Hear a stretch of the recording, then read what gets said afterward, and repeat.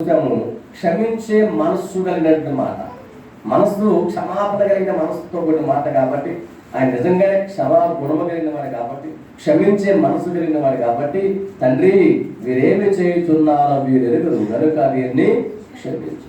అదే మనమైతే వీళ్ళు ఇన్ని తిప్పలు పాలు చేశారు, ఇంత కఠినాత్ములు, వీరిని శిక్షించాలి అని చెప్పేవాళ్ళు, లేకపోతే కఠినంగా వీరికి ఏదో ఒక పనిష్మెంట్ ఇవ్వాలి అని అంటాం. కానీ నిజంగా మనం గమనించవలసింది శిక్షించమని కాదు, ప్రభు చెప్పి క్షమించండి అన్నారు.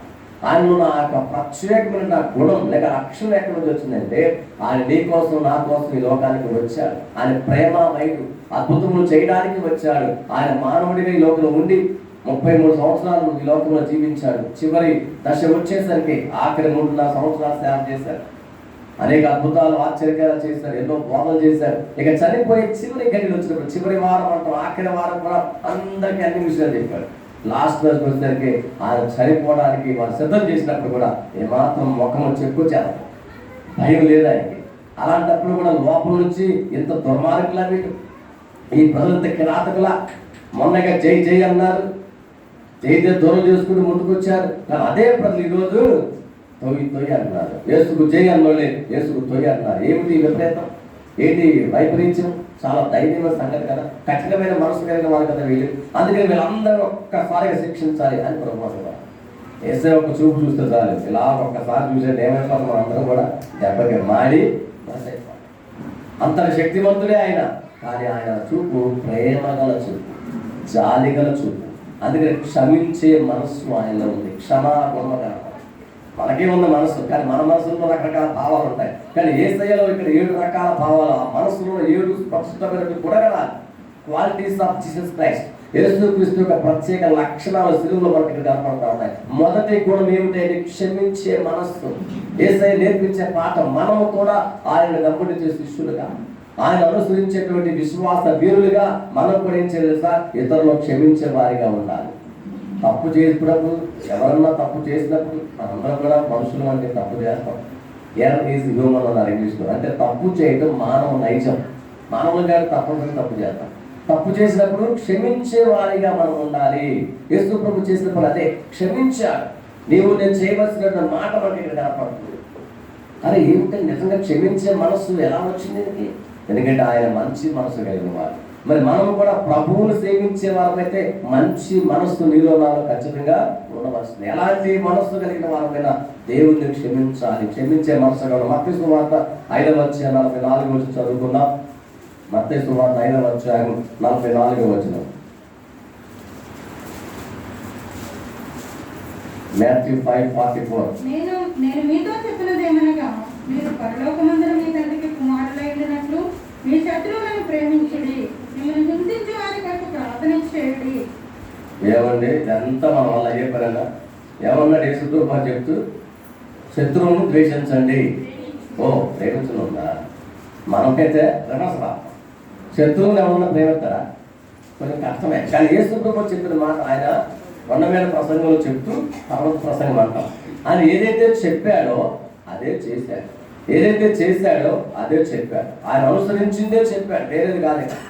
కంపల్సరీగా వాటిని అనుసరించవలసిందే, వాటిని పాటించవలసిందని క్లియర్గా ప్రభువారు చెప్పారు. అదే మాటను ఆయన అందరికీ ఆ నాటి ప్రజలందరికీ నేర్పించారు. మరి ఆయన అనుసరించే విశ్వాసులుగా మనం కూడా ఏం చేయాలి? శత్రువులు ప్రేమించే వారిగా ఉండాలి. వాస్తవం శత్రువులు లేరు, మనం క్రియేట్ చేసుకున్నాం అంతే. వారికి మనకి ఎక్కడో మనస్పర్ధలు వచ్చి ఉండొచ్చు, లేకపోతే ఎక్కడో తేడాలు వచ్చి ఉండొచ్చు. కానీ నిజమైనటువంటి ప్రేమ మనసు మనలో ఉన్నట్లయితే, యేసు ప్రభువుని మనస్సు, క్షమించే మనసు ఉన్నట్లయితే వెంటనే వారిని మనం అందరూ కూడా క్షమించేస్తాం. నీవు నేను చేయవలసిన పని కూడా క్షమించవలసిన వారిని అన్నాం. యెషయా 53వ అధ్యాయము 53వ అధ్యాయం 12వ వచనంలో మనకు కనపడుతుంది. సో తెలుగులో కూర్చున్న మాటలన్నీ కూడా అనేక విషయాలు, యేసయ్య ప్రభువు ఎలా మనకు చనిపోయాడో యెషయా భక్తుడు 53వ అధ్యాయం స్పష్టంగా రాశాడు. 12వ వచనం, కావున గొప్పవారితో నేను అతనికి పాలు పంచిపెట్టదును, గనులతో కలిసి అతడు కొల్లసము భావించుకొనును. ఏలయనగా మరణమునందిన అతడు తన ప్రాణమును దారపోసెను, అతిక్రమము చేయవారిలో ఎంచబడిన వాడాయను, అనేకుల పాపములు భరించుచు తిరుగుబాటు చేసిన వారిని గురించి విజ్ఞాపనము చేశాను. ఓ ఎంత చక్కని మాట! తిరుగుబాటు చేసిన వారి నిమిత్తం ఏం చేశాడండి? విజ్ఞాపన చేశాడు. ఇక్కడ ఎదురు తిరుగుతున్నాడు, ఆయన ఏమన్నాడు? క్షమిద్దాం. వీళ్ళు ఏం చేస్తున్నారో తెలియదు. ఓ తండ్రి ఒకవేళ నువ్వు శిక్షిస్తావేమో, దయచేసి వారిని క్షమించు. ఎంత చక్కని మనసు చూడండి. మరి నీవు నేను కూడా అలాంటి మనసు కలిగి ఉంటే మనకి ఎవరితో పగలు ఉండదే కాదు, మనకి ఎవరితో ప్రతీకారం తీసుకునే అవకాశం ఉండదు, మనకి ఎవరితో కూడా శత్రుత్వం అనేది ఉండదు. మనం వాళ్ళ శత్రువులుగా భావించవచ్చాము కానీ మనం శత్రువులుగా భావించకూడదు. యేసు ప్రభు ఎవరి శత్రువులుగా భావించలా. శత్రువులుగా భావిస్తే ఆయన చనిపోయేవాడు కాదు. నీ కోసం నా కోసం ఆయన ఎందుకు చనిపోయాడంటే మనల్ని ప్రేమిస్తున్నాడు కాబట్టి మనం రక్షించబడాలని, ఆ పరలోకాన్ని చేరుకోవాలని ఆయన మన అందరి నిమిత్తమై తల్లిదండ్రులు బలియాగమయ్యారు. కాబట్టి ప్రేమైన విశ్వాసులారా, యేసు ప్రభు బట్టి మంచి స్వభావాన్ని మనం కలిగి ఉందాం, క్షమించే మనసు కలిగి ఉందాం. ఎలాంటి హృదయంలో ఒకవేళ అది మన మనుషులు కాబట్టి కోపం వస్తున్నా సరి చేసుకుందాం, క్షమించే మనసుని సిద్ధం చేసుకుందాం. ప్రభు నాకు సహాయం చేసుకుంటాం, విజ్ఞాపన చేసే అవకాశం ఉండాలి. దేవుడి సత్తులు మనం అడిగితే దేవుడు తప్పకుండా మనకు సహాయం చేస్తాడు. మనం ఏదైతే కోరుకుంటున్నామో, ఏదైతే అడుగుతున్నామో అవి ఇవ్వాలంటే ముందు మన మనసులో క్షమాపణ కలిగిన మనసు ఉండాలి. క్షమించేస్తాం, ఓకే. అప్పుడు మనం క్షమిస్తే దేవుడు కూడా మనకు క్షమిస్తాడు. మనం క్షమించకపోతే దేవుడు మనల్ని కూడా క్షమించడు. మనం చూస్తాం, స్టెఫను కూడా ఇలాగే అందరి పక్షాన్ని ప్రార్థన చేశాడు. స్టెఫను చనిపోయడానికి రాళ్ళు చూసి కొడుతుంటే వాళ్ళందరికీ చూసి ప్రభా మీరేం చేస్తారు క్షమించన్నారు. గొప్ప భక్తుడు, మొదలైన హస్తసాక్షి. కానీ ఆయన కూడా అలాగే ప్రార్థన చేశాడు. అంటే యేసు ప్రభు ఎలాగైతే మార్గదర్శిగా చూపించాడో అదే మాదిరిని ఆయన ఫాలో అయ్యాడు. మనం ఒకళ్ళు చనిపోయే స్థితి వచ్చినా, ప్రాణం పోయే స్థితి వచ్చినా ప్రభువు కోసం మనం నిలబడగలిగే వారిగా ఉండాలి.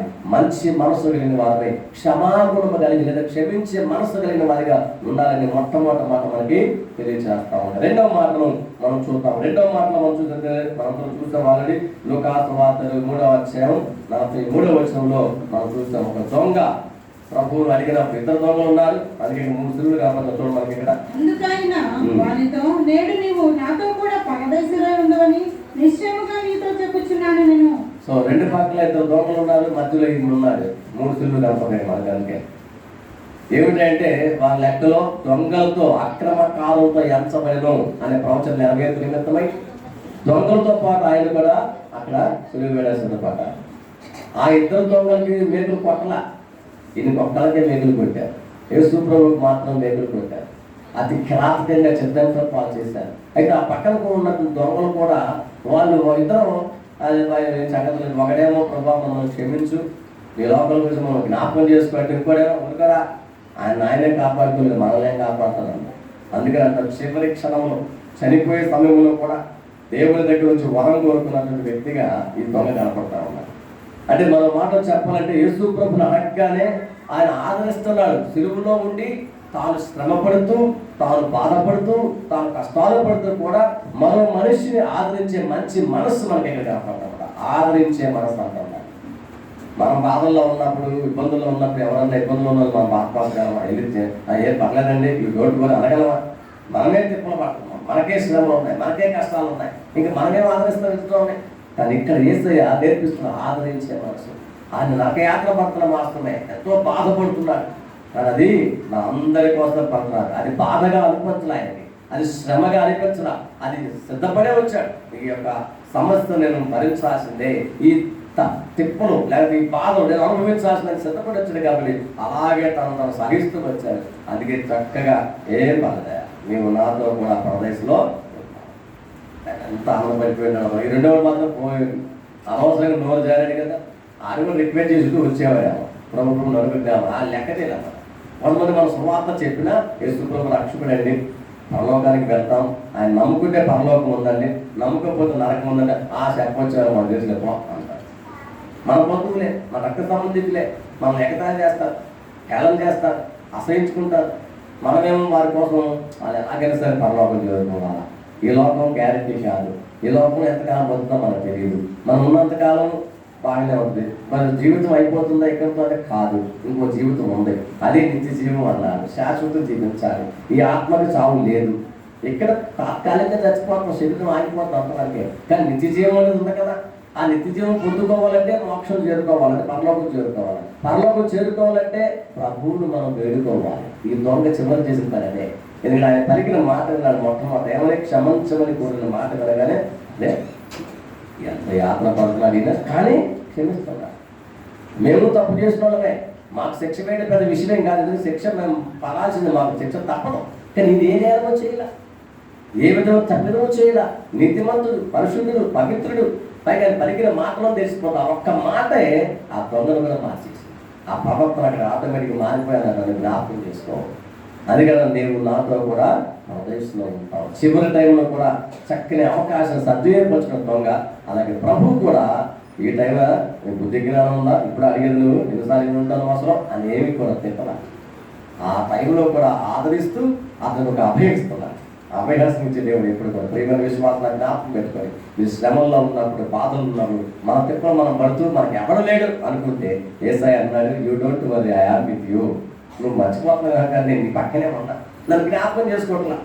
మనమే బాధపడుతున్నాం అనుకున్న సులువు దొంగలాగా ఒకడు అంటాడు. రెండో వాడు మాత్రం విజ్ఞాపన చేశాడు. నువ్వు కూడా విజ్ఞాపన చేస్తే, నేను కూడా ప్రార్థన చేస్తే దేవుడు వెంటనే ఇన్స్టెంట్ ఆన్సర్ అంటాం. ఇన్స్టెంట్ ఆన్సర్ అంటే వెంటనే జవాబు, లేట్ పడడం.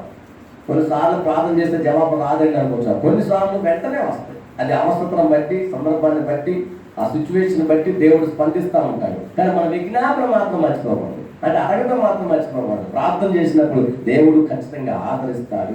నువ్వు ఎంత భయంలో ఉన్నావో, ఎంత దిగుల్లో ఉన్నావో, ఎవరో వచ్చి ఆదరిస్తారు, ఎవరో వచ్చి సహాయం చేస్తున్న మనుషులు చూడబాక. ఎవరు వస్తారు అని ఎవరో రాదు. మీ బంధువులు రాదు, లేకపోతే చుట్ట మన స్నేహితులు రాదు, అన్నిసార్లు రాదు, కొన్నిసార్లు వస్తారు. కానీ యేసయ్య దేవుడు ఎప్పుడు కూడా వెన్నంటి ఉండే దేవుడు. అంటే దేవుడికి మహిమ కలుగుతుంది. నీతోనే ఉండేవాడమ్మా, నీతో నాతో ఉండేవాడు. మనల్ని పరీక్షిస్తున్నాడు, పరిశీలిస్తున్నాడు. సమస్య వచ్చినప్పుడు ప్రభా దయతో నన్ను జ్ఞాపకం చేసుకో అని ఆ దొంగ ఎలాగైతే అడిగాడో వెంటనే నువ్వు కూడా అడిగితే జవాబు వస్తుంది. ఏం పర్వాలా, తప్పకుండా నీకు ఆదరణ కలుగుతుంది. ఆ ఆదరణ ఎలాంటిదంటే అమ్మాయికి సార్ చచ్చినా బతికినా యేసయ్య అనే అంత ధైర్యం మనలోకి వచ్చేది. అలాంటి విషయం మనకి చెప్తాను. ప్రేమ విశ్వాసాల మనము కూడా ఎదుటి వాళ్ళని ఆదరించే మనసు కలిగి ఉంటారు. ఇక్కడ ఆదరించే మనసు కలిగిన వారిగా కనపడతాము. దేవుడిని ఆదరించే వారిగా ఉండవలసిన మనం ఎలాంటి సిచ్యువేషన్ వచ్చినా మనం పడాలి. నువ్వు సిలువలో పలికినంత మాట చాలా విశిష్టమైన మాట. బాధలో ఉంటూ ప్రక్కన వారిని ఓదార్చే మనసు ముందు చూసారా, అది చాలా గొప్పది. నువ్వు తిప్పల్లో ఉంటూ ఎదుటి వారిని యూ డోంట్ వరీ, దేవుడు నాకు సహాయం చేశాడు, నీకు కూడా చేస్తాడు. మరి మీకు ఇంకా తిప్పలు ఉన్నాయి కదండి, అవే ఉన్నది తాత్కాలికం, ఇవి శాశ్వతం కాదు. పరలోకం శాశ్వతం. ఆ నిత్య జీవం నాకు కావాలి. ఆ నిత్య జీవానికి నేను వెళ్ళడానికి దేవుడు సిద్ధపడుతున్నాడైనా, కాబట్టి నేను ఏమాత్రం భయపడడం లేదు అని దేవునికి స్తుతిస్తూ మనం ముందుకు వెళ్ళాలి. చూడు 91వ కీర్తన 15వ వచనం చదువుకుందాం. Psalms 91 91వ కీర్తన 15వ వచనాన్ని చదువుకుందాం. అతడు నాకు మొరపెట్టగా నేను అతనికి ఉత్తరం ఇచ్చేదను.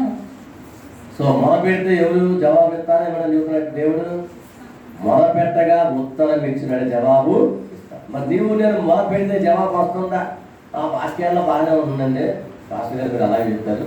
మాకు మాత్రం ఉత్తరం రావట్లేదు, జవాబు రాదు. కానీ తప్పనిసరిగా నమ్మకంతో, విశ్వాసంతో ప్రభుని అడిగితే నువ్వు ఎలాంటి పరిస్థితుల్లో ఉన్నా దైవాధీనం దేవుడు తప్పకుండా తన అధీనంలో ఉంచి నీకు నాకు జవాబు ఉంటాడు. ఏం భయపడుతున్నావు, ఆందోళన చెందదు, కాన్ఫిడెన్స్. నువ్వు కొంచెం నా మీద భరోసా ఉంచు.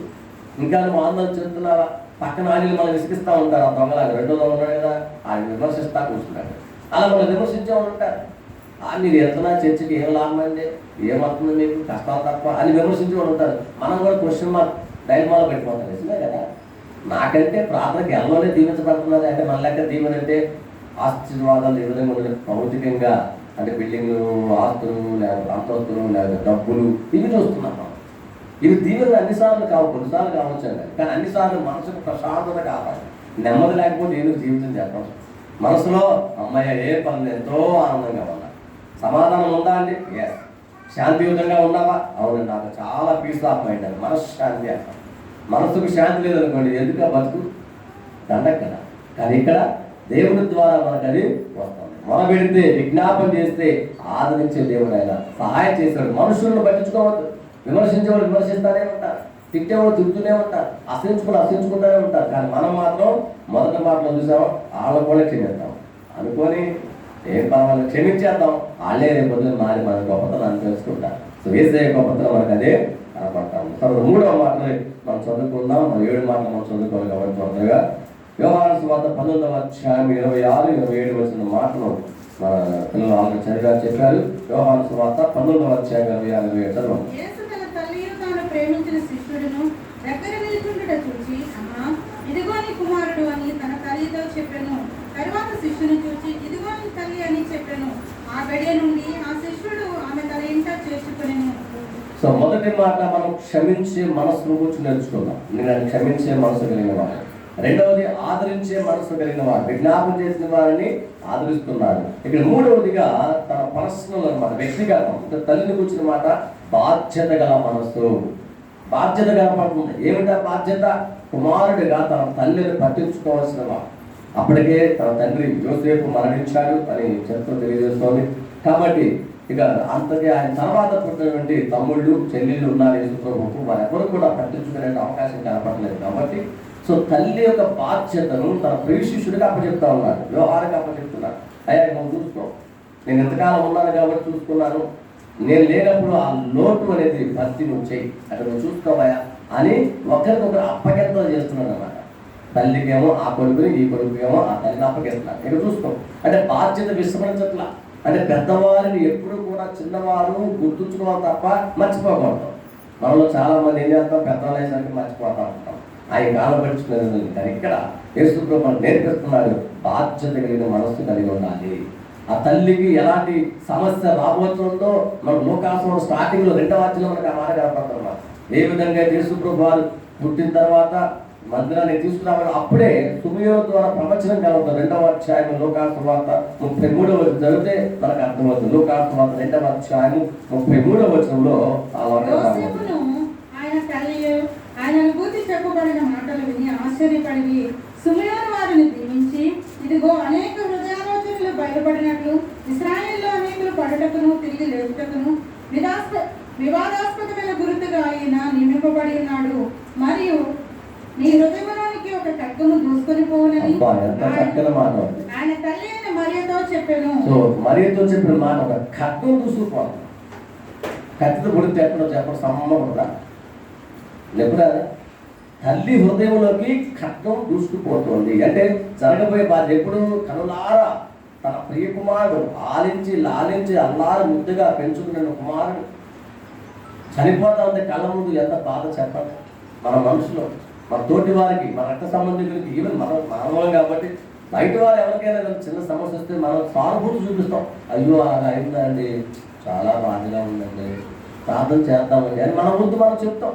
నేను వాళ్ళు పడుకున్నట్టు ఆ బాధను చూసి మనం మానవత్వాన్ని కలిగిన మనుషులు ఎవరైనా సరే సహజంగా చెప్తాం. అలాగే కళ్ళ ముందు కన్న కొడుకో కన్న కుమార్తెకో జరిగినప్పుడు ఆ తల్లి కానీ తండ్రి కానీ మనసు ఎలా ఉంటుందో చెప్పడం, కకావితంగా ఉంటుంది మనసు, చాలా ధైర్యంగా ఉంటుంది, బాధగా ఉంటుంది. అది వాళ్ళకంటే నువ్వు నేను చచ్చిపోతే బాగుంది కదా అనుకుంటారు పెద్దలు. ఇప్పుడు నా కళ్ళ ముందు వాళ్ళు చచ్చిపోవడం కాదు, వాళ్ళ కళ్ళ ముందు నేను చచ్చిపోవాలి ముందు, అదే సహజ పెద్దలు అనుకుంటారు. కానీ ఇక్కడ తల్లి కంటే ముందే కుమారుడు చనిపోతా ఉన్న సందర్భం కళ్ళ ముందు చూస్తుంది. ఆమె కళ్ళ ముందే కొడుతున్నారు, కొరడా దెబ్బలతో ఏం చేయగలదో ఆడుకుంటారు. తీసుకెళ్తున్నారు సులువ మోతా ఉంటే అందరూ కూడా ఎగతా చేస్తుంటే లాక్కెళ్తా ఉంటే అల్లే కొరడాలు కొడతా ఉంటే అమ్మ అయ్యా అని ఏమీ లేదు, తీసుకెళ్తున్నారు. కట్టుకోవటం కదా మనకు. ఆ తీసుకెళ్ళి సులువు వేస్తుంటే కూడా ఏమీ చేయలేదు, కళ్ళ ముందు కనపడుతుంది. అందుకని ఖడ్గం దూసుకుపోయినట్లుగానే ముందుగానే ప్రవచనం చెప్పబడింది అనమాట. కానీ ఆమె అనుకోలే. అద్భుతాలు చేసినప్పుడు అమ్మ మీ కుమారుడు యేసుప్రభువు ఎంత గొప్పవాడు అంటే పొంగిపోయింది. తల్లి అబ్బా సూపర్, మనల్ని మీ అబ్బాయి ఎంత గొప్పవాడండి, సూపర్ అండి, మంచి తెలుగుగాడు అని అన్నాను కూడా. సూపర్, ఆయన చాలా శ్రమ రాబోతున్నాను. అమ్మో అబ్బాయి శ్రమ వద్దు రమ్మని శ్రమలొద్దు, ఆనందమే కావాలి, సంతోషమే కావాలి. సంతోషకరమైన మాటలు బాగానే ఉంటాయి, కానీ ఇక్కడ దుఃఖం అనమాట. సో ఆయనను సులువు వేసిన సందర్భానికి కొంచెం ముందుగానే ప్రవచనం చెప్పండి. కానీ ఆమె అలాగే హృదయంలో దాచుకుంది, ఏం జరగబోతుందో, ఏమి కీడు జరగబోతుందో అని. వాళ్ళకి కీడే, కానీ ఆ కీడే మనకి మేలుగా మార్చడం అంటే దేవునికి మహిమ కలుగుగాక. ఆయన కీడంటే ఆయనకి శ్రమ, ఆయనకి బాధే. ఆ తల్లికి చాలా చాలా చిత్రహింసల పాలయ్యేది. కానీ మనం మాత్రం ఆనాడు యేసు ప్రభువు కనుక కలుగురిలో బలియాగం అవ్వకపోతే మనకి విమోచన లేదు, మనకి రక్షణ అనేదే లేదు. అందుకే గుడ్ ఫ్రైడే, మంచి శుక్రవారం, మన జీవితాల్లో అద్భుతాలు చేయడానికి ఆనాడు యేసు ప్రభు కంకణం కట్టుకుని భూలోకంలో మనిషిగా దిగి వచ్చాడు. మన నిమిత్తమే సమస్తాన్ని త్యాగం చేసిన సర్వోన్నతుడు యేసు ప్రభు. ఆయన బాధ్యత కలిగి మాట్లాడతాడు, బాధ్యత గల మనసు కనబడతాడు. మరి నీవు నేను అదే బాధ్యతను కలిగి ఉన్నామా? సిలువలో పైకి 7 మాటలు 7 పాఠాలు మనం నేర్చుకోవచ్చు. మొదటగా మనం చూస్తూ వచ్చాం, ఎవరైతే అందరూ ఎత్తాలు చేస్తున్నారో, గోడ చేస్తున్నారో, గేలి చేస్తున్నారో అందరూ చూసి క్షమించాలన్నారు. అందుకే క్షమించే మనసు అన్నారు. క్షమాపణ కూడిన మనసు మనకి కావాలి. రెండోది, అడిగినట్టు విజ్ఞాపన చేసిన వ్యక్తిని చూసి ఓకే ఆదరిస్తానని చెప్పి ఆదరించాలి. ఆదరించే మనసు కనపడతాడు.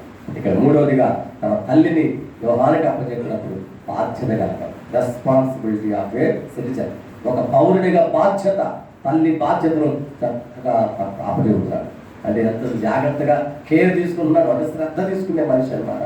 మరి నీవు నేను శ్రద్ధ తీసుకునే వారిగా, మన బంధువులను, మన రక్త సంబంధికులను వచ్చి రక్త సంబంధికులను కూర్చొని బాధ్యతగా ప్రార్థించే వారిగా మనం ఉండాలి. ఆ చాలా దత్తారులే మన మాటలు ఎంటలేదు కదా వదిలేకూడదు. వాళ్ళు మన చెట్లు వినకపోయినా ప్రార్థన అయితే చేయాలి. ప్రభు వారు రక్షించబడాలి, పరలోక రాజ్యం వాళ్ళు కూడా చేరుకోవాలి. మనకేం బాధ వేస్తుంది, ఎందుకంటే ప్రభువుని నమ్ముకుంటున్నాం. వాళ్ళు ఇంకా వాళ్ళు నరకానికి వెళ్తారని ఖాయం మనకు తెలుసు. అలా జరిగింది కదా. చెబితే పైకి మనల్ని ఎంత చూస్తున్నాం, పైకి వెళ్తారు ఏం లేదు నరకం ఏమన్నా చూసాము. అది మళ్ళీ రివర్స్లో మనం తింటారు. ఎందుకు వచ్చిన మనం చేయగలదండి ఆయన మనసులో మార్చలే. ఆయన హృదయాల్లో ఆ కాఠిన్యం ఉంది, రాతి గుండె, పాషాణ గుండె, దాన్ని నువ్వే మార్చగలవు. తిరిగి మనలో వాళ్ళలో కానీ ఈ రోజులో ప్రాణం ఎంత చిత్రంగా పోతుందని. ఇంతకుముందు అయితే అమ్మవారు అదేమి టక్కటక్క వెంటనే ప్రాణం పోతుంది. మనిషి యొక్క జీవితం చాలా అందుకే నీటి మీద ఆవిరి పట్టింది, నీటి మీద బుడగలాంటిది. బుడగ ఒకసారి చూస్తే రంగు రంగులు కనపడతాయి. ఎప్పుడు ఆగిపోతుందో, ఎప్పుడు పేలిపోతుందో కూడా. గడ్డి పువ్వు లాంటిది అన్నాడు. అందుకే గడ్డి పువ్వు తెలుసు కదా, పగలు చూస్తే ఎంత అందంగా ఉందో, చాలా సుందరంగా కనపడుతుంది.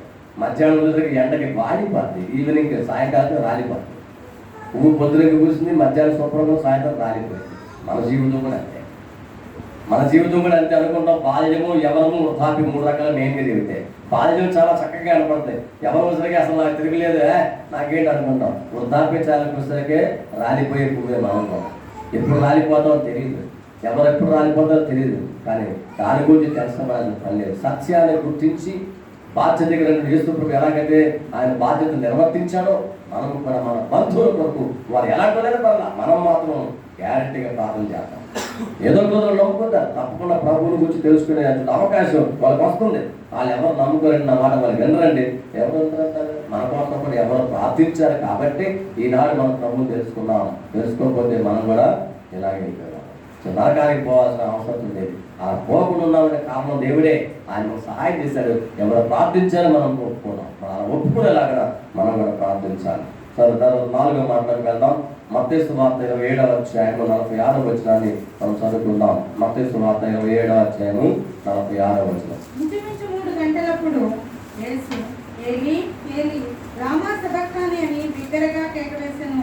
ఆ మాటకు నా దేవా నా దేవా నన్నెందుకు చేయి విడిచితమని అర్థము. సో యేసు ప్రభువు తను కలిగి ఉన్నటువంటి ఆ మనస్సు గుణగణాల గురించి మాట్లాడుతాం. ఇక 4వది సహవాసం కోరే మనస్సు కనపడతాం. సహవాసాన్ని కోరుతున్నాడు అంటే ప్రభువుతో ఎడబాటు ఒప్పుకోలేకపోతాం. ఎడబాటు అంటే దూరం అయిపోతాం. ఎడబాటు వద్దు, కలిసి ఉంటాం. నీతో నాకు సహవాసం కావాలనుకున్నాం. ఇది ఇప్పుడు కోల్పోతున్నాను, ఎందుకంటే అయిపోతుంది టైం. మరణించే గడిలు వచ్చాయి, మరణ గడిలు, చివరి క్షణాలు అనమాట. ఆ చివరి గడిలు వచ్చినప్పుడు చాలా బాగా సిచ్యువేషన్ వచ్చేసారు, ఎంతో ఇబ్బంది. అందుకని అప్పుడు మాట్లాడుతున్నప్పుడు బా నేను నిన్ను విడిచిపెట్టి ఉండలేనుకుంటాను. అదే పెళ్ళైన పక్కన ఏముంటుంది కదా, నేను అస్సలే విడిచిపెట్టున్నాను, నువ్వంటే నాకు ఎంత ఇష్టమో ప్రమాణాలు చేస్తా ఉంటాను. కానీ కొంతకాలం అయ్యాక నువ్వు దూరం ఉంటే ఎంత ఇష్టమో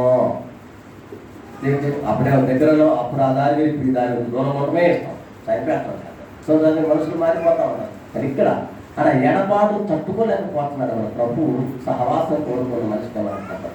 సో మనం కూడా దేవుని సన్నిధికి వచ్చి దేవునితో సహవాసం కలిగి ఉండాలి. ఇక్కడ తండ్రితో ఎడబాటు వద్దంటున్నాడు. ఇక్కడ ప్రభా నేను దూరం ఉండలేను, సహాయం చేయడం. అందుకని ఏలీ ఏలీ లామా సబక్తాని, తండ్రి తండ్రి నీ వేళ నన్ను చేసి విడిచావు. నువ్వు చేయి విడిగిపోతే నేను ఇంకా ఇక్కడ ఉండేవాడిని కాదు, నీతో హ్యాపీ బతికేవాడిని కదా. కానీ ఆయన వచ్చిన మిషన్ అదే, ఆయన వచ్చిన ఉద్దేశం అదే. మనందరినీ సమస్త మానవాళ్ళని ఉద్ధరించడానికి, రక్షించడానికి ఆయన వచ్చాడు. కాబట్టి ఆ పని నెరవేర్చాలి. కాబట్టి ఆయన సిద్ధం చేసుకునే మనసు కనపడాలి. నీతో నేను ఉండాలని ఆశపడ్డాను, సహవాసం కావాలి నాకు, నీకు దూరం లేని మాత్రం నేను బతకలేను ప్రభా, నాకు సహాయం చేయని తండ్రిని పెట్టుకుంటా ఉన్నాను. మరి మనము దేవునితో సహవాసం ఎప్పుడు కోల్పోకూడదు. దేవునితో సహవాసం ఎలా వస్తుంది అంటే ఫెలోషిప్ ఎలా వస్తుంది? రోజు చెప్తా ఉంటాం మనం, వాక్యం శ్రద్ధగా చదవండి, ప్రార్థన చేయండి. ఎంత సమయం అది మీకు ఉన్న అవకాశం బట్టి. ఇన్ని గంటలు ఇన్ని నిమిషాలు మనం చెప్పేది కాదు. ఒక్కొక్క సమయం వెసులుబాటు, కానీ తప్పనిసరిగా ప్రార్థన చేసుకోవాలి, తప్పనిసరిగా బైబిల్ చదవాలి. అంతేకాదు తప్పనిసరిగా మందిరానికి రావాలి. శుక్రవారం ప్రార్థన, ఆదివారం ప్రార్థన మానకుండా వస్తే మనం దేవునితో సహవాసం అనేది, సహవాసం అంటే ఒకరు కలుస్తున్నప్పుడు కలిగి ఫిజికల్గా మనం కలిసినప్పుడు ముఖం చూసుకుంటాం, మాట్లాడుకుందాం, బాగున్నారా, శ్రమలు ఉన్నాయా, బాధలు ఉన్నాయా అనే బాధ గురించి ప్రార్థన చేస్తాం, ఆనందం ఉంటే పంచుకుని సంతోషపడతాం. ఇవన్నీ కూడా కలుసుకున్నప్పుడే. చుట్టాలు ఉన్నారు మన ఊళ్ళో, అప్పుడే పోయి చూసి వస్తుంటాం కదా, చూసి రాకపోతే ఏమంటారు, మీకు మాకు బంధాలు లేవు, అనుబంధాలు లేవు, ఎందుకంటే రాట్లా పోటలా. అందుకే మనకి పెళ్లి లేదని పెట్టింది. ఏదో పెళ్లి పోతాం కాదు, మనం ఒకసారి అందరూ చూసి రావచ్చు. ఎందుకంటే అందరూ దాదాపు వేరే ప్రాంతం ఉంటుంటాం కదా. సో ఏదో పెళ్లి కార్యక్రమం, ఏదో శుభకార్యాలు ఉంటాయి కదా, లేదా చావు కార్యక్రమం కంపల్సరీ వెళ్ళాలి కదా. సో వెళ్తే ఆ విధంగా మన జనాన్ని కలుసుకున్నప్పుడు ఏమంటాను, చాలా రోజులు ఫోన్ కూడా మాట్లాడుతున్నా, నేనంటే ఇది అయిపోయిందని చెప్పేసి ఆ గొడవలు కనపడతాను. ప్రేమతో కూడా అంటాం. అంటే సహవాసం అనేది కోల్పోయాం. ఆ ఫోన్లు ఉన్నాయి కదా, వీడియో కాల్ చేసుకుందాం, లేదా ఆ గురించి పని వీడియో కాల్ అన్నం పెట్టావా, అమ్మ అన్నం తినమ్మా, ఆ చెల్లెమ్మ అన్నం తినమ్మా, బాగా అన్నం తినమ్మా, వీడియో కాల్ పెడతామా, మనం తింటాం చూపిస్తాం. సరిగ్గా పనిగా ఈ ఆన్లైన్లో వచ్చేసింది ఈ మధ్య. ఆ చర్చికి వెళ్ళకపోతే ఆన్లైన్లో చూస్తున్నాగా, ఎట్లా పాస్ట్ గారు వీడియోలు పెడతారు కదా, చూస్తాం. వెళ్ళకపోతే ఏంది, దేవుడు కూడా అట్టాగే దేవుళ్ళు పంపించుకొని ఆన్లైన్ పంపుతానంటే ఏమైపోతాం, లేకపోతే చూడుకుంటాం. సో దేవుడు ఎప్పుడు సహవాసం, దేవుడు ఏర్పాటు చేసింది అందుకు సహవాసం యొక్క ప్రాధాన్యత, ఫెలోషిప్ అన్నమాట. మనం దేవునితో సహవాసం కలిగి ఉండాలంటే మందిరానికి రావాలి. మందిరంలో దేవుని సన్నిధి మనం అనిపిస్తాం. మన ఇంట్లో లేక ఏంటి, ఎవరింటో దేవుడు లేదా ఉన్నాడు, కానీ ఆ దైవ సహవాసం రాదు. ఇంతమందిగా వచ్చినప్పుడు ఒకరితో ఒకరు మనం కలిసిమెలిసి కలుస్తున్నప్పుడు, ఒకరి బాధ మనం పంచుకున్నప్పుడు, ఒకరి సుఖ దుఃఖాలు మనం పంచుకున్నప్పుడు దేవుడు చేసిన కార్యాలు పెట్టాం, సాక్షాత్ వింటుంటాం కదా. వారి పక్షాన్ని దేవుడు ఎంత చేశాడు అంటే నాకు కూడా అలాగే సహాయం చేస్తాడు. నాకు బాధ వస్తే దేవుడు తీరుస్తాడు, రోగం వస్తే దేవుడు ఆ రోగాన్ని తీసేస్తాడు, నాకు మేలు చేస్తాడు. ఎందుకు సాక్షాత్ వింటున్నాం. అలాగే ప్రత్యక్షంగా దైవ సన్నిధిని అనుభవిస్తూ ఉంటాం. మన ఇంట్లో కూర్చుని ఏడుపులు పెడగొప్పలు తప్ప ఏముండవు. ఇంట్లో కూర్చుంటే ప్రార్థన కూడా చేసుకోవద్దుగా ఇలా దీనిలాగా. అందుకనే దేవుడి మందిరానికి తప్పకుండా రావాలి. ఆన్లైన్ అనుకుంటే తప్పకుండా దేవుని సన్నిధిలో సహాయం చేయమని ప్రభువులు అడగాలి. ఇక్కడ ప్రభు కూడా దేవునితో ఎడబాటును ఇష్టపట్ల, అందుకే సహవాసం కూడా మనస్సు కనపడతా ఉంది. మరి మీలో నాలో సహవాసం ఎంతమంది కోరుకున్నారు? సహవాసాన్ని కలిసిమెలిసి ఉంటాం, ఒకరినొకరు కలుసుకోవాలి. సహవాసం డబ్బుల కోసం కాదు, మనకు ఇదో ప్రాబ్లం. మళ్ళీ సహవాసం డబ్బులు ఇస్తావా, అప్పులు తీసుకున్నాం, అప్పులు ఇచ్చుకున్నాం, అప్పుల కోసం సహవాసం కాదు, ప్రేమ సహవాసం, ఒకరినొకరు ఆదరించుకునే సహవాసం, ఒకరినొకరు ప్రోత్సహించుకునే సహవాసం, ఒకరినొకరు పట్టించుకునే సహవాసం, ఇది కావాలి. సో యేసయ్య తండ్రితో అనుబంధాన్ని కొద్ది క్షణాలు, కొద్ది గడిలే, మరల తర్వాత వెంటనే ప్రభుత్వం కలుస్తారు. కానీ ఆ గడిలో చివరి గడిలో చెప్తున్నారు, ఇది కూడా నేను తట్టుకోలేకపోతున్నాను. అంటే ఎంత ఆ సహవాసాన్ని ఆయన కోల్పోతున్న భావన ప్రభువులో వచ్చిన గమనించాను. మరి నీవు నేను అలాంటి భావన కలిగినాను. ప్రార్థనకి ఎగ్గొట్టకూడదు. అందుకని పోతే మనం ఎప్పుడు చెప్పుకున్నాం, ఒక్క ఆదివారం మనం మానేస్తే రెండవ ఆదివారం ఆటోమేటిక్గా ఏదో ఒక ఆటంకం వస్తుంది. ఈ మూడవ వారం ఇక ఆటోమేటిక్ దూరమే. ఒక చేపను నీటిలోంచి బయట వేసామనుకోండి, అది నీళ్ళలోనే చక్కగా కరెక్ట్ అవ్వదు. ఒడ్డు వేసామనుకోండి, దానికి ఓపుకున్న సేపు బాగానే ఉంటుంది, బతుకుతుంది. తర్వాత ఏమో ఆటోమేటిక్గా ఎండి చేప అవుతుంది. పచ్చేప కాక ఎండి చేప అవుతుంది. ఏదో వండుకుందంటే ఆ దారి లేదు, బతుకు లైఫ్ పోయినట్టే, జీవం పోయినట్టే. సో నీలో నాలో జీవం పోతుందని గమనించడం ప్రేమ విశ్వాసం. దేవుడు సహవాసం కలిగి ఉండాలంటే దైవ సన్నిధికి రావాలి. పాస్ గారు మీకోసం తిరుగుతుంటారు, నా కోసం కాదు, వేసేయాలని. అందుకని అమ్మలారా, నా కోసం కాదు, మీకోసం, మీ పిల్లల కోసం వేయాలన్నారు. అలాగే మనం కూడా దేవుని సన్నిధి కోసం, దేవునితో సహవాసం చేయడానికి, ఒకరితో ఒకరు మంచి అనుబంధం కలిగి ఉండడానికి, మనందరితో ఒక కుటుంబం. ఎవరికైనా కష్టం వస్తే అందరూ కలిసికట్టుగా ప్రార్థన చేస్తాం. ఇద్దరు ముగ్గురు చేసిన దానికి 30 మంది చేసిన చాలా శ్రమాత్రం కాలం ఎక్కువ ఉంటుంది కదా. అప్పుడు త్వరగా దేవుడు అంటాడు, ఇంతమంది చేస్తున్నారు కాబట్టి, ఇంత అవసరం కాబట్టి అని చెప్పి తప్పకుండా దేవుడు జవాబు పెడతాడు. ఒక్కలే చేస్తే లైట్ తీసుకున్నారే తొందరగా ఉంది, ఒక్కలేగా చేయదు. అది ఎక్కువ మంది చేసినప్పుడు దైవ కార్యాలు. సో ఆ విధంగా దేవునితో సహవాసాన్ని కోరుకునే వారు కూడా. అందుకని ఆ విషయంగా సహవాసం కోరుకునే మనస్సు ఇక్కడ మనకు కనపడుతుంది. ఆ తర్వాత 5వ మాటలో మనం వెళ్దాం. యోహాను సువార్త 19వ అధ్యాయం 28వ వచనాన్ని మనం చదువుకుందాం. యోహాను సువార్త 19:28. సమస్తమును అక్కడికి సమాప్తమైనదని యేసు ఎరిగి, లేఖనము నెరవేరినట్లు నేను తప్పుకొనిచున్నాను. నేను చిరకతో నిండి ఒక పాత్ర అక్కడ పెట్టి ఉండేది కనుక వారు ఒక స్పంజి చిరకతో నింపి పిసోపు కొడుకుకు తగిలించి ఆయన నోటికి అందించిరి. యేసు ఆ చిరక పుచ్చుకొని సమాప్తమైనదని చెప్పి తల వంచి ఆత్మను అప్పగించాడు. సో ఇక్కడ మనం గమనించినట్లయితే ముఖ్యంగా ఈ దాహాన్ని కూర్చుని అంటాం. అంటే దాహం గురిన మనస్సు, తపన ఎక్కువైనప్పుడు దాహం వస్తుంది, తప్పించిపోతా ఉంటాం. అందులో సీజన్ ఎండాకాలం కదా. ఎండాకాలం సీజన్ ఎలా ఉంటుంది? ఊరిలో నాలుగు పెచ్చగట్టిపోతూ ఉంటాయి, పెదాలు ఆరిపోతూ ఉంటాయి, తడి ఆరిపోతూ ఉంటాయి. అందుకే వెంటనే కాస్త వాటర్ లిక్విడ్ ఈ సీజన్లో, అందుకనే అన్నీ కూడా స్పెషల్గా వాటర్తో కూడిన ఫ్రూట్స్ అనమాట. పుచ్చకాయ తిన్నది అందుకే, తర్బూజకాయ ఇట్లా వాటర్ ఎక్కువ ఉంటుంది, వాటర్ కంటెంట్ ఎక్కువ ఉంటుంది. మనం తీసుకున్న వాటర్ పూర్తిగా బయటికి వెళ్ళిపోతుంది చెమట రూపంలో, మళ్ళీ మనకి వాటర్ స్కేర్సిటీ బాడీలో కనపడతా ఉంటుంది. అంటే నీరు తగ్గిపోకూడదు. నీరు తగ్గిపోతే డీహైడ్రేషన్ అయిపోయి అందరికి వడదెబ్బకొచ్చే ప్రమాదం. అందుకే ఎండ ఎక్కువ ఉన్నప్పుడు బయట తిరుగుతాంట ఎండలో. ఈవెన్ వాతావరణం ఎక్కువగా ఉంది, ఇలాంటి రేపు షేడ్లో కూర్చున్నా కూడా మనం దారుణంగా చచ్చిపోతుంది. అప్పుడు ఆ వడదెబ్బ దీని నుంచి కూడా పడుతుంది. అందుకే కూల్గా ఉండాలి, ప్రశాంతంగా ఉండాలి, నీరు సమృద్ధిగా లోపల ఉండాలి. సో యాత్ర పైన మనుషులు కాబట్టి ఇక్కడ, ఎందుకంటే ఆయన ఉదయం లేచి మొదలు తెల్లారుజాము వచ్చి ప్రభు చిత్రాన్ని పాలు చేసి అటు తిప్పి ఇటు తిప్పి ఆ కోటు చుట్టూ తిప్పి వాళ్ళందరూ అచ్చేసి ఇచ్చేసి ఆ సిలువు మీద పెట్టి గోరు మోపించి ఎంత యాత్ర ప్రకారం అదంతా కూడా చాలా దారుణమైన సిచ్యువేషన్ మనకు కనపడతా ఉంటుంది. మధ్యాహ్నం 3 గంటలకు ఇదే సిచ్యువేషన్, గంటలు అలాగే ఉంచరికే మరి యాత్ర ఉన్నదా? దాహం లేదా? అందుకే దాహం అంటే పిచ్చి దేవుడు తెచ్చారు, చేదు, అది నచ్చల, సమస్యతో కూడిన మనసు, అవన్నీ కూడా భరించారు దేవుడు.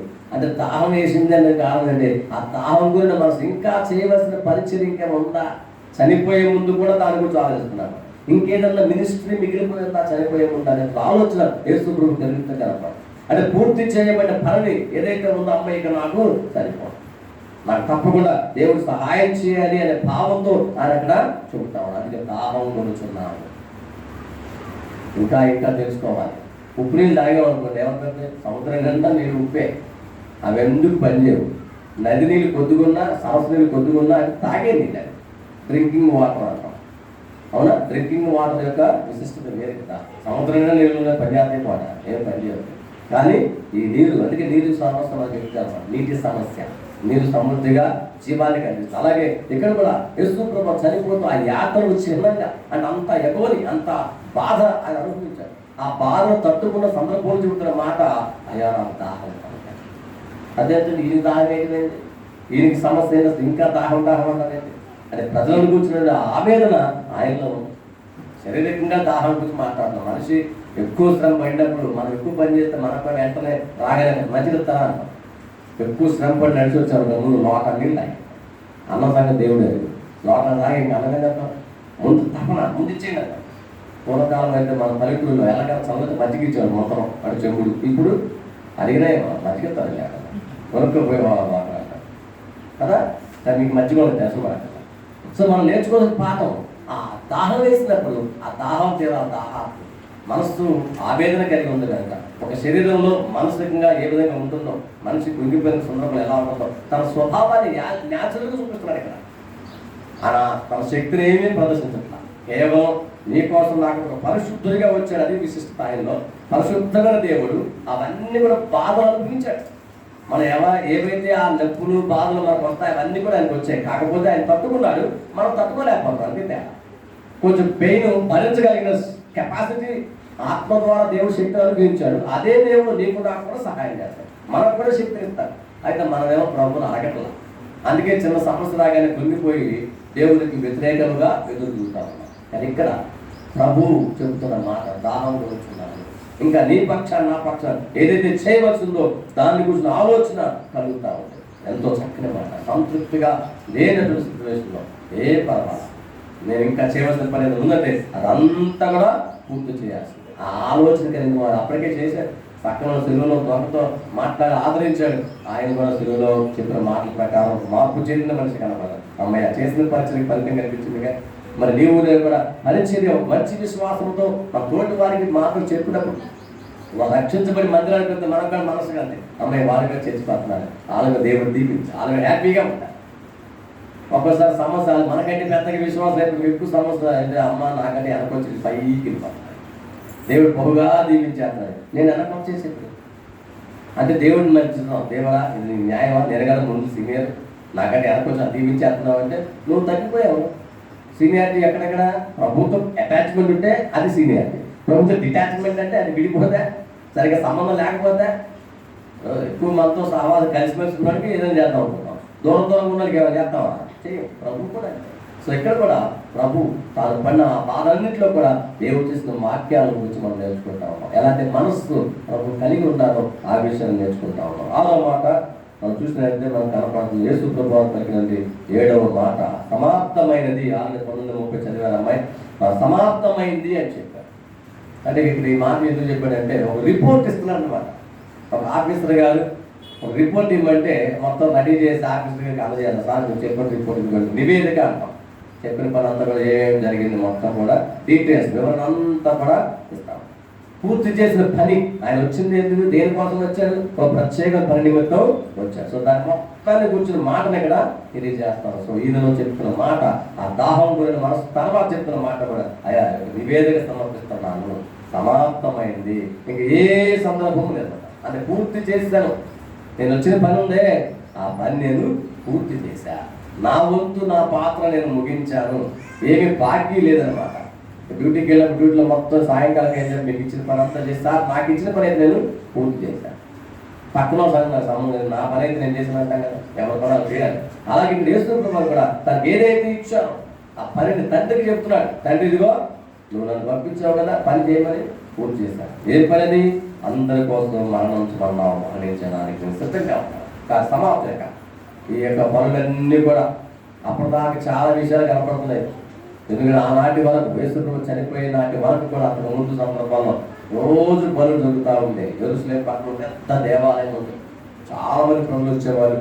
తాము చేసిన తప్పులకు బలులు తెస్తా ఉండేవాళ్ళు, వీళ్ళు బలు ఇస్తూ ఉండేవాళ్ళు. యాజకుల పని ఇంకా అదే, రోజు ఇంకా అదే పని. కానీ ఇప్పుడేసే అన్నాడు సమాప్తమైంది, ఇక బలులు ఇవ్వాల్సిన పని నేను ఇచ్చేసా పని, నేనే బలిగా వచ్చాను. అందుకని యోహాను బాప్తిస్మం యోహాను ఇదిగో లోక పాపమును మోసుకొని దేవుని గొర్రెపిల్ల, ఎవరో కోసం కదా, నీ కోసం నా కోసం గొర్రెపిల్లలాగా వచ్చాడు. మనందరి పాపాలను మోసుకొని గొర్రెపిల్లలాగా ఆయనే బలియాగపడ్డాడు. అదే విషయం చెప్తున్నాను. నేను చనిపోయాను కాబట్టి ఇక బలులు ఇవ్వవలసిన పని లేదు, ఇక సమాప్తం, బలులకు సమాప్తం, ఇంకా నో మోర్, ఇంకా అక్కర్లేదు, నేను అయిపోయాను కదా. అంతే అట్టగా సాక్రిఫైస్ వస్తానే ఉన్నాయి, ఇంకా త్యాగాలు బలు తెస్తాను కాబట్టి ఆటికి ఇవ్వవలసిన అని లేదు. సత్యం గుర్తించాలి. లోకరక్షకుడైన యేసు ప్రభు తాను సర్వస్వాన్ని సమర్పించుకొని మన కోసం ప్రాణత్యాగం చేసినాడు. ప్రాణ ప్రియుల గురించి చెప్పిన మాట కనపడతా కదా, నేను సమర్పించుకున్నాను, అయిపోయిందయ్యా, ఇక నేను చేయాల్సిన పని అంతా కూడా చేసి నువ్వు రిపోర్ట్ పెట్టి చేస్తున్నాను. ఇంకేమి బలి ఇవ్వాల్సిన అవసరం, ఇంకే జంతువులు బలిపోతావు, అవి ఉపయోగం లేదు, అవి పాక్షికమైనవి. నేను కంప్లీట్ చేశాను, ఫుల్ అనమాట, పార్షియల్ కాదు, ఫుల్నెస్. ఏంటి ఫుల్నెస్? ప్రభువు చేసిన కార్యముతో పరిపూర్ణమైంది. బలి అనేది సమాప్తమైంది. దేవుడే తాను సమర్పించుకున్నాడు, తాను బలియాగం చేసుకున్న ఆ అద్భుతాన్ని ఇక్కడ మనకు కనపడతాం. నీవైనా నేనైనా గుర్తుంచుకోవాల్సిన మాట కూడా అదే, సంపూర్ణమైన బలిని సమర్పించిన మనసు కదా. సంపూర్ణ బలి తనే, తన జీవితాన్ని సంపూర్ణ బలిగా సమర్పించిన మనసు మనకి కనపడతాం. మరి మన జీవితాన్ని బలిచ్చేంత మనసు ఉందా మనకి? బలి ఇవ్వడం చచ్చిపోవడం కాదు, ఇక్కడ సమర్పించుకోవడం, త్యాగం, శ్రమ, బాధ అయినా మానక మందిరం, అదే సమర్పణ అంటే. మన కమిట్మెంట్ అంటాం దాన్ని. ఎంత కమిట్మెంట్ మనలో ఉంది. ఏది ఏమైనా ప్రభు మందిరానికి మాత్రం మనం ఎన్ని అట్టాలు వచ్చినా సరే చచ్చిపోవాలి. సంఘానికి వచ్చి చూడండి, మీకు ఎన్ని ఆశ్చర్యకాలు దేవుడు చేస్తారు. దేవుడి యొక్క వాక్యం సెలవిస్తుంది. ఆ మనస్సు మనలో ఉందనేది అది చూస్తాను దేవుడు. దాన్నే మనలో ఉన్న ఆ యాటిట్యూడ్, వైఖరి అంటే ఎలాంటి వైఖరి మనం కలిగి ఉన్నామో దేవుడు మనసును పరీక్షించగలం. మనుషులు మనకు తెలియదు, నీలో నాలో ఏముంది కదా, మనం పై ఆకారంగా చూస్తాం, అంత మనకి లోపల ఏమన్నా మనకు తెలుసు. కానీ దేవుడు తెలుసు అనమాట. నీ హృదయంలో ఎలాంటి బాధ ఉందో ఆయన తెలుసు. నువ్వు సన్నిధికి వచ్చినప్పుడు, దేవుడు మందిరానికి వచ్చినప్పుడు దేవుడు చూస్తున్నాడు, దానికి తగిన ప్రతిఫలం తప్పకుండా అనుగ్రహిస్తాడు. సో దేవుడి మందిరాన్ని విడిచిపెట్టకుండా రెగ్యులర్గా నువ్వు వస్తూ ఉంటే మరెక్కువ దేవుని మరెక్కువ ఆశీర్వాదాలు దేవుడు తప్పకుండా సహాయం చేస్తాడు. చివరి మాట మనం చదువుకుని ముగించుకున్న 7వ మాట మన కనపడ లూకాసు వార్త 23వ అధ్యాయం 46వ వచనం. అప్పుడు యేసు గొప్ప శబ్దముతో కేకవేసి, తండ్రి నీ చేతికి నా ఆత్మను అప్పగించుకొనిచున్నానను. చివరి మాట చెప్పాడు ఇక్కడ, నా ఆత్మను నీకు అప్పగించుకొనిచున్నాను. ఇక సంపూర్ణ సమర్పణ గల మనసు, కంప్లీట్గా తాను నివేదికలు అయిపోయినాయి, రిపోర్ట్ ఇచ్చేసాడు, అయిపోయిందిగా ప్రాణం కూడా పెట్టేస్తాడు. ఎందుకంటే తాను చనిపోతున్న చివరికి చెప్పిన మాట తుది పలుకు అంటాం. తుది పలుకు యేసుప్రభు అక్కడ పలికినట్టుగా మనం కనపడతాం. సో కీర్తన గ్రంథం 4వ కీర్తన 8వ వచనాన్ని మనం చదువుకున్నాం. కీర్తనలో 4:8. యెహోవా నెమ్మదితో పండుకొని నిద్రపోతును, నేను ఒంటరిగా ఉండినను నీవే నన్ను సురక్షితంగా నివసింపచేయుదువు. సో వాళ్ళు ప్రార్థించే ప్రార్థన విధానం మాకు అక్కడ కనపడుతుంది. నేను పడుకుంటాను ప్రభావ, మళ్ళీ పొద్దున్న లేస్తాను, నీ కృప నన్ను బ్రతికించుకున్నాను. సహాయం చేసేవాడు ఆయనే కాబట్టి రాత్రి పడుకునే ముందు అప్పచెబుతున్నాను నీకు, మళ్ళీ పొద్దున్న లేసా నా ప్రాణం నాకు ఇచ్చే అనే భావం వాళ్ళు కలిగి ఉండేవాడు. రాత్రిపూట ఏమో అక్కడ చూసుకున్న జాగ్రత్త చూసుకో, మన ప్రాణం ఒంట్లో పోతే మన తర్వాత లేస్తుంది కాబట్టి నీకు అప్పచెప్తున్నా, మరలా దాన్ని నాకు అనుగ్రహించు ప్రభావ అనే భావంతో వాళ్ళు చూపుతారన్నమాట. అది తుది పలుకు, చివరి మాట. యేసు ప్రభు సిలువలో పెట్టిన ఆఖరి మాట, నీ తర్వాత ప్రాణం వెలుగుపెట్టేశాను. అంటే ఆఖరిగా నేను చేయవలసిన పని నేను చేశాను ప్రభా, అందుకే నేను పూర్తిగా నన్ను సమర్పించుకున్నాను. అందుకే సంపూర్ణ సమర్పణ మనస్సు ఈ మాట కనుకుంటాను. కేవలం మాటలు చెప్పడమే కాదు, మాటలు తగిన శాస్త్రాలు యేసు ప్రభు చేశారు. బలియాగం అవ్వడానికి వచ్చానని చెప్పాడు, అలాగే బలియాగం అయ్యాడు. తండ్రికి ఆత్మ అప్పగించుకున్నాడు. ఆయన శరీరం మీద వస్త్రాలు ఉన్నాయి కదా, ఆ వస్త్రాన్ని లాగేస్తున్నారు అక్కడ అది పంచుకున్నారు. తర్వాత మీరు చదివిపోయి అక్కడ వస్త్రాలు పంచుకున్నారు. అదే మనుషులకి ఆఖరికి ఏది వదిలిపెట్టాలి ఆయన, అవన్నీ కూడా లాగేస్తున్నారు. రక్తం కార్చారు, ఆఖరి రక్త బిందువు వరకు కూడా నీ కోసం నా కోసం కలువరిలో బలియాగమైన యేసయ్య కాల్చిన రక్తం చాలా విశిష్టమైన రక్తం, పవిత్రమైన రక్తం, పరిశుద్ధమైన రక్తం. ఆ యేసు రక్తం ద్వారానే మనకి విమోచన విడుదల కలుగుతుంది. యేసు రక్తం ఎవరికండి? సమస్త మానవాళికి. ఆ మానవాళిలో నీవు నేను ఉన్నాను. మనందరి నిమిత్తమై ఆనాడు యేసు ప్రభు కలువరిలో బలియాగమయ్యాడు. ఆయన రక్తం కార్చిన కాబట్టి మనం విమోచించబడ్డాం, అంటే విడిపించబడ్డాం, మనకు రక్షణ భాగ్యం దొరికింది. మరి వీళ్ళందరూ కూడా చేసిన పని ఏంటి? ఆత్మని తండ్రికి అప్పగించుకున్నారు. ప్రేమ విశ్వాసాల మనం కూడా ఆ లక్షణం కలిగి, అలాంటి మనస్సు కలిగి ఉంటే మనం ఎప్పుడు కూడా ప్రభువు నిమిత్తమే జీవించేవారిగా, ప్రభువు కొరకు బ్రతికేవారిగా మనం ఉండాలి. ప్రాణం అంటే మనకి లెక్క లేకుండా ఉండాలి. ఏ పర్లా ఆయనకు అప్పచెబుదాం, ఆయనే చూసుకుంటారు. దాన్ని ఇచ్చేవాడైనా తీసుకునేవాడైనా ఆయనే. ప్రాణం ఇచ్చినా పోయినా ఆయన వాళ్ళు తప్ప మనం చేయగలం అనుకుంటాం. నా గొప్పతనం, నేను చేయగలను, నాకు చేతనం అవుతుంది, డాక్టర్ దగ్గరికి వెళ్తే డబ్బులు ఇస్తే అయిపోతాను అనుకున్నాం. కాదు, డాక్టర్ల వల్ల కాదు, కేవలం సృష్టికర్త దేవుడే.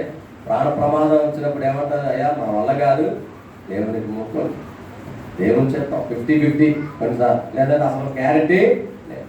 సంతకాలు మరి పెట్టుకుంటారు, సంతకాలు ఏమైనా మా మీద రాకూడదు. అప్పుడు గుర్తొస్తుంది, నిజమే దేవా దేవా నువ్వే సహాయం చేసిన బ్రతికించిన ఆయన. అలాంటి మాట సమర్పణ మాట.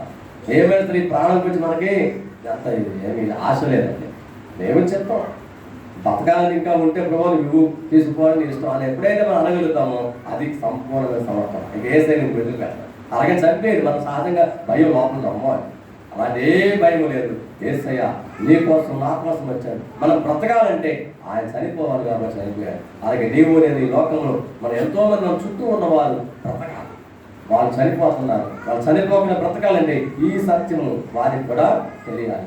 ఈ మనస్సు మనం కలిగి వారి కోసం ప్రార్థించే వారికి ఉండి మనం దేవుడి సమర్పణంగా ఉన్నట్లయితే తప్పకుండా దేవుడు మన కుటుంబాలను దీవిస్తాడు. నీ వ్యక్తిగతమైన జీవితాన్ని దేవుడు ఆశీర్వదిస్తాడు. ఈ లక్ష్యాలను కలిగి ఉంటూ మన ప్రభువును ముందుకు సాగు. అందరూ తలవంచితే తలవంచుకుని ప్రార్థన చేస్తున్నాం.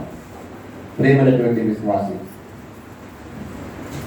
సహోదరి సహోదరుడా, యేసు ప్రభు సిలువలో పలికిన 7 మాటలు మనం ధ్యానం చేస్తాం. సంక్షిప్తంగా ధ్యానం చేస్తాం. సమయం సంకోచం కనుక ఎన్నో మార్లు మన వాక్య భాగాలు చదువుతూ వచ్చాం, వింటూ వచ్చాం. కానీ మరోమారు దేవుడు ఈ సందర్భంగా నీతో నాతో మాట్లాడుతూ వచ్చాడు. ఆయన మనస్సు ఎదుపెట్టుకొని చెబుతూ వచ్చాడు. మనం ఎలాంటి గుణగణాలు కలిగి ఉండాలి, ఎలాంటి లక్షణాలు కలిగి ఉండాలి, మరి నీలో నాలో ఉన్న లోపం సరిచేసుకుంటాం, సవరించుకుంటాం, ప్రభువుకు అంకితం చేసుకుంటాం. మన జీవితాన్ని ఆయనకి అంకితం చేస్తాం. సావైనా బ్రతికైనా ప్రభు కోసమే జీవిస్తాం.